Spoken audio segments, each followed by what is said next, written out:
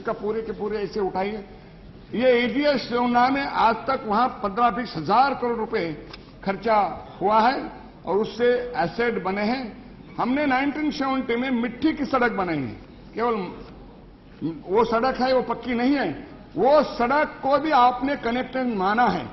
ये प्रधानमंत्री सड़क योजना में पक्की सड़क और उसमें पक्की सड़क होना आवश्यक है। वो कच्ची सड़कें हैं, उसको पक्की सड़क मान के महाराष्ट्र में निश्चित रूप से अन्याय हुआ है। अब ये आप एक अवसर महाराष्ट्र को देंगे क्या? जो कोर योजना है, वो कोर योजना में पहले जो तय हुआ है, ये नया आप मंगाए, हाँ हमारा पक्का रास्ता हो तो उसको मत दीजिए, लेकिन एक अवसर दीजिए जिसके कारण नरेगा का काम महाराष्ट्र में भी शुरू हो सकता है।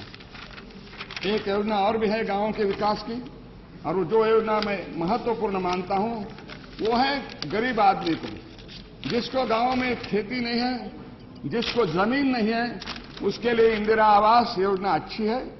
लेकिन इंदिरा आवास की योजना में आपने उसको 35,000 रुपये कर दिया है और पहाड़ों में 38,000 किया है, उसका भी मैं स्वागत करता हूं।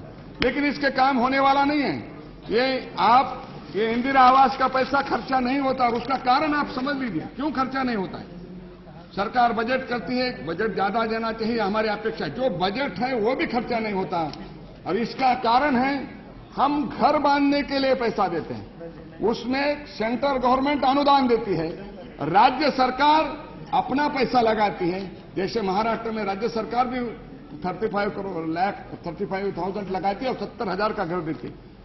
लेकिन जगह उसकी होना चाहिए, या गांव ने जगह देना चाहिए, ये कंडीशन है। आप घर बांधने के लिए पैसा देते हो, जगह के लिए क्यों नहीं?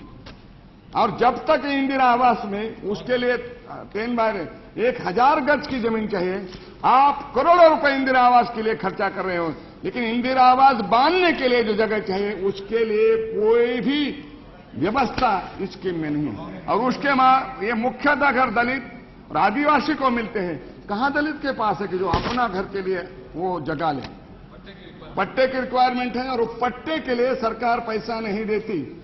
मैं अपेक्षा करता हूं आज आप घोषणा करिए, हम गरीबों को घर देंगे, लेकिन उसको घर बांधने के लिए जो जगह चाहिए उसके लिए भी केंद्र सरकार 50% और राज्य सरकार 50% अनुदान देगी, तब घर बनेंगे। जिनको रहने जमीन है ऊपर आकाश है, ऐसे लोग खुद का घर बांधने के लिए कहां से पैसा लाएंगे? अध्यक्ष महोदय, शहरों के लिए बहुत योजना बनी, जवाहरलाल नेहरू पुनरुत्थान योजना भी बनी। आज हम शहरों में आबादी बढ़ती जा रही है, और शहरों में आबादी बढ़ने का कारण क्या है? पॉपुलेशन वहां नहीं बढ़ रहा है। जब हम आजाद हुए थे और 51 में पहला सेंसस हुआ था, तो गांवों की संख्या, शहरों की संख्या 31% थी। आज अर्बनाइजेशन हुआ है, और अब 2001 का जो सर्वे आया था उसमें हमारा पॉपुलेशन अर्बनाइजेशन है 46%। और अब हम अंदाजा लगाते कि 48% पॉपुलेशन शहरों में गया है। और आप जानते हैं कि हम चुनकर आए हैं, तो हमारे कॉन्स्टिट्यूंसी का बदल गई, क्योंकि पॉपुलेशन के आधार पर अब शहरों के लोकसभा सदस्यों की संख्या बढ़ी और गांवों के लोकसभा सदस्यों की संख्या कम हुई। ये क्यों हो रहा है? गांव का आदमी गरीबी के कारण और बेरोजगारी के कारण गांवों को छोड़कर शहरों को भाग रहा है। और मेरी नजर में ये गांवों के बेरोजगार और गांवों की गरीबी का शहरों में होता हुआ स्थलांतर है। क्या आप इसको रोकना नहीं चाहेंगे? आप आम आदमी की, गांवों की बात करते हो, लेकिन गांव का आदमी गांव में रहे, इसके लिए हमारे पास कोई कार्यक्रम है क्या? उसको घर देना, सड़क देना, इससे नहीं बनेगा। गांव का अगर सही हमें विकास करना है तो गांव की गरीबी हटाने का और गांव को ही बेरोजगार को रोजगार मिलने का, जब तक हम उसके लिए योजना नहीं लाएंगे गांवों का विकास नहीं होगा। हम गांवों की कितनी भी बात करेंगे, नरेगा उन लोगों के योजना है जो रोज मेहनत करके कमाई करते हैं, लेकिन गांवों में भी आज हजारों बेरोजगार हैं जो ग्रेजुएट हैं। इस देश की बेरोजगार जो युवा हैं उनके हाथ काम करना चाहते, उनके हृदय में काम करने की इच्छा है, लेकिन उनको रोजगार नहीं है। क्या ये गांव में रहने वाले बेरोजगार लोगों के लिए हम कुछ योजना लाएंगे? नहीं तो एक दिन वो भी हाथ में बंदूक लेंगे। और इसलिए गांवों में बेरोजगार को रोजगार देंगे तो वो रोजगार के लिए शहर नहीं जाएगा। गरीब आदमी की गरीबी हटेगी तो वो शहर में नहीं जाएगा, और ये गरीबी का स्थलांतर शहरों में नहीं होगा। हम शहरों में कितना पैसा, nano rail, metro rail, over bridges, ring road, पीने के पानी के लिए तालाब, कितना पैसा खर्चा करें। अगर वो पैसा हम गांव में खर्चना करते तो ये नौबत नहीं आती ओवर ब्रिज पर ब्रिज बांधने की, ये नौबत नहीं आती। ये अर्बनाइजेशन रो को आज 48% हुआ है, और 10 साल में जो अंदाजा है, जो तज्ञ हैं, जो एक्सपर्ट हैं, वो कहते हैं कि आने वाले 10-12 साल में गांवों का पॉपुलेशन कम होगा और शहरों का पॉपुलेशन 55% तक जाएगा। और ये गांव में, अमेरिका, हम दूसरे देशों की बात करते हैं, उनको जो इंफ्रास्ट्रक्चर शहर में है वही इंफ्रास्ट्रक्चर गांव में है। हमारे गांव की जनता इंफ्रास्ट्रक्चर से दूर है। ये हुई सड़क, पानी की बात। बिजली कहां है? अब बिजली की योजना लाई है, राजीव गांधी बिजली योजना लाई हमने, लेकिन वो भी योजना बड़े गांवों के लिए, 500 गांवों को, लेकिन छोटे गांव अंधेरे में है, उसके लिए हम क्या कर रहे हैं। और देखिए अध्यक्ष महोदय, मैं एक बहुत महत्वपूर्ण बात इस सदन के ध्यान में लाना चाहता हूं। हर कोई प्रदेश स्वयं पूर्ण नहीं बिजली के, हर प्रदेश में लोड शेडिंग है। हम दिल्ली को बिजली देते हैं, हम मुंबई को बिजली देते हैं, गांवों में लोड शेडिंग है। 18 घंटे गांव में बिजली नहीं है। और आप बिजली नहीं है इसलिए डीजल का इंजन लेके गांव वाले अपने जमीन को पानी देते हैं, और डीजल के दाम भी आपने बढ़ाए, हो जाएगा कहां। इसलिए बिजली का लोड शेडिंग गांव में 18 घंटे, शहरों में 24 घंटे बिजली मिल रही। क्या आप ग्रामीण भारत को देखेंगे या नहीं? अब ये बिजली नहीं मिल रही, मेरा सुझाव है, हमने सुना है कि अब एक सौर ऊर्जा का, सोलर एनर्जी के बारे में सरकार बिजली खरीदने वाली है। 10 रुपये प्रति यूनिट उसको कोई सब्सिडी देने की योजना सरकार ने लाई है। क्यों आप ये न करें, गांव में जो बिजली लगती है घर में, उसके लिए हर गांव आप स्वयं पूर्ण करिए, सोलर बिजली स्वयं पूर्ण करिए। बाकी हो सकता है, उसमें कोई क्या प्रॉब्लम है? हाँ, आप नहीं, हाँ, रोलर में बिजली की बात कर रहा हूं मैं। इधर एड्रेस करिए, मुझे समझ में नहीं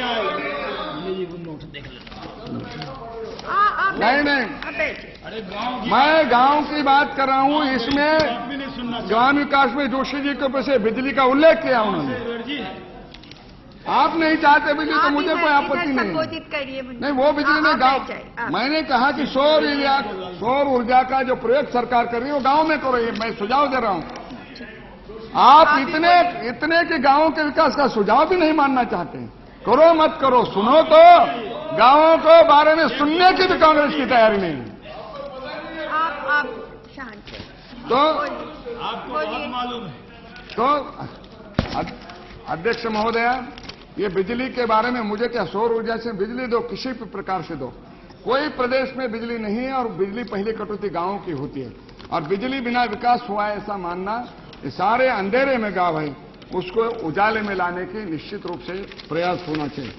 अध्यक्ष महोदया, और एक बात है कि शहरों का विस्तार बढ़ता जा रहा है, लेकिन गांव में जो अन्य लोग हैं, हम इंदिरा आवास की तो गरीबों के लिए योजना कर रहे हैं, लेकिन गांव का एक्सटेंशन, जब हमारे आजादी के बाद जो गांव है वैसे कि वैसा गांव, उसकी तस्वीर और तकदीर नहीं बदली। क्या आप गांव की तस्वीर और तकदीर बदलना चाहते हो कि नहीं, ये मेरा सवाल है। अगर गांव की तकदीर और तस्वीर बदलना चाहते हो तो गांव को एक्सटेंशन करो। शहरों की सीमा बढ़ती जा रही, शहर की नगरपालिका बनती जा रही, महानगरपालिका बनती जा रही, महानगर बनते जा रहे, गांव जैसे के तैसे।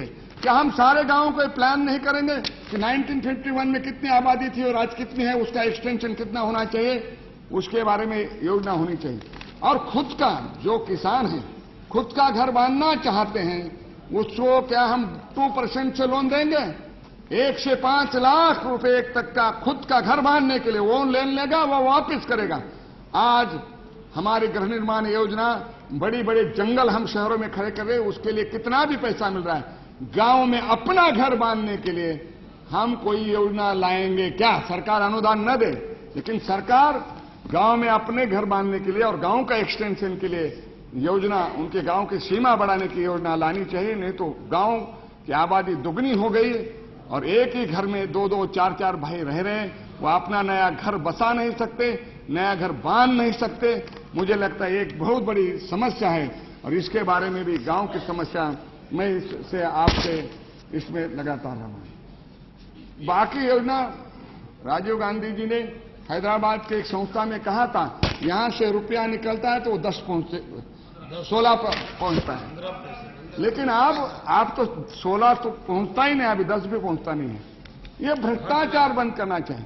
ये जो इंडिविजुअल बेनिफिशियरी योजना है उसमें पूरा भ्रष्टाचार होता है और आप अंदाजा लगाइए, जोशी जी इसका अध्ययन करिए, इन योजनाओं का पैसा दिसंबर तक खर्चा नहीं होता, आखिरी महीनों में जनवरी, फरवरी, मार्च में खर्चा होता है और टारगेट पूरा करने के लिए आप 10 साल का अंदाजा लगाइए तो वो योजनाएं उन तक पहुंचती नहीं और ये बीपीएल की संख्या भी लगातार बढ़ती जा रही है। ये जो गांव की उपेक्षा है वो उपेक्षा निश्चित रूप से हम कम करने वाले हैं क्या नहीं। इसलिए मैं चाहता हूं, सबसे बड़ी और भी समस्या है कि गांव में शौचालय नहीं है। अब भी 60% लोग हैं जो शौचालय का उपयोग नहीं करते। इतनी आजादी के बाद हमारी महिलाओं को शौचालय के लिए जगह नहीं, वो अंधेरे में शौचालय के लिए जाना पड़ता है। ये कोई बहुत बड़ी बात नहीं, हमारी सबकी मिलकर विफलता। मैं किसी को दोष नहीं दे रहा हूं। क्या हम इसका भी कोई योजना बनाएंगे, हर घर में शौचालय होगा, इसकी भी हम योजना बनाएंगे तो मुझे लगता है कि गांवों के लिए कुछ हम मदद कर रहे हैं। और जब तक ये नहीं होगा, मेरी तो मांग है कि जो बजट आएगा उसमें 70% बजट ग्राम विकास को होना चाहिए। मैं आपकी मदद कर रहा हूं जोशी जी। तब 70% लोग अगर गांव में रहते हैं तो 70% बजट भी गांवों में खर्चा होना चाहिए, लेकिन ये हो नहीं रहा है। आप पता नहीं है क्या हो गया आपको? अभी आपको नहीं पता था। आप बैठ जाइए, सुनिए, अभी तो शुरू हुए हैं। बैठ जाइए, बीपीएल की सूची बैठ जाइए, नहीं बनना चाहिए। अमीर आदमी का नाम है। आप बोलिए, आप इधर नहीं। आके बोलिए। नहीं अध्यक्ष महोदय, बीपीएल की सूची कहां बनी है? सरपंच के घर में बैठ की। ये कानून है कि गांव के जो जनरल मीटिंग है, सारा गांव इकट्ठा होगा और सूची बनाई गई, नहीं हुआ है। और इसलिए बीपीएल में इंदिरा आवास सारी योजना बीपीएल से मिलती है और बीपीएल में गड़बड़ी बहुत है। क्या इस लिस्ट को हम लेकर फिर गांव के जनरल बॉडी में जाएंगे और ये सूची वास्तव में गरीबों की संख्या ज्यादा है, लेकिन सूची कब बनी है, कैसे बनी है? सरपंच और ग्राम सेवक ने लिख कर दी वो सूची है। सही गांव के जनरल बॉडी में गांव के आम जनता बैठी हुई है और उसमें ये सूची तय होनी चाहिए और ये प्रयास हमको करना चाहिए। पुरानी सूची से हम कार्यक्रम करेंगे तो वो लोग हैं जिन्हें बीपीएल का कार्ड नहीं मिला है, जो वो लोग हैं जिनको सही गरीब होते हुए बीपीएल को में आते हैं लिस्ट में, लेकिन उनकी कोई गणना नहीं होती। क्या हम जैसे जनगणना कर रहे हैं वैसे बीपीएल के बारे में भी गांव की मीटिंग बीडीओ या एक्सटेंशन ऑफिसर जाके वो बीडीओ और गांव की मीटिंग लेगा और गांव की अभी तक जिनको योजना पड़ी है और जो बीपीएल से उठे हुए हैं उनको बीपीएल के लिस्ट में निकाल दो और सही गरीब हैं उनके बीपीएल के लिस्ट में नाम होना जरूरी है और उसके लिए मुझे लगता है कि हमको प्रयास करना चाहिए। आज मैं इतना ही कहता हूं कि बातें तो प्रधानमंत्री के भाषण में जब उन्होंने बजट के बारे में उत्तर दिया था जनरल, और राष्ट्रपति के भाषण में और ग्राम विकास की योजना में हम गरीब की बात कर रहे हैं, गरीबों के बारे में बोल रहे हैं, लेकिन इस देश का आत्मा 70% गांव में रहने वाला गरीब है और उसके लिए बात आप करोगे तो वो निराशा में जाएगा। उसके लिए अपने योजनाओं का अध्ययन करने, उस योजना में परिवर्तन करके और नई योजना लाकर टाइम बॉन्ड ये बातें चलती रहेगी।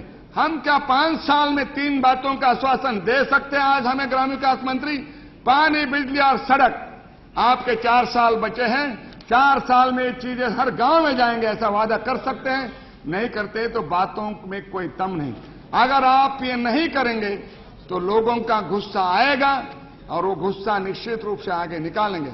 आपको फिर से एक बार सत्ता चलाने का अवसर मिला है, हमें उसमें कोई आपत्ति नहीं, लेकिन उस सत्ता का उपयोग आम आदमी के बारे में बातें करने का, आम आदमी की आशा आकांक्षाओं बढ़ाने के लिए नहीं, सही कदम उठाकर उसका विकास करने के लिए सरकार अगर काम करेगी तो हम उनका स्वागत करेंगे, नहीं करेगी तो रास्ते पर आकर विरोध करेंगे। इसी बात के साथ मैं अपनी बात को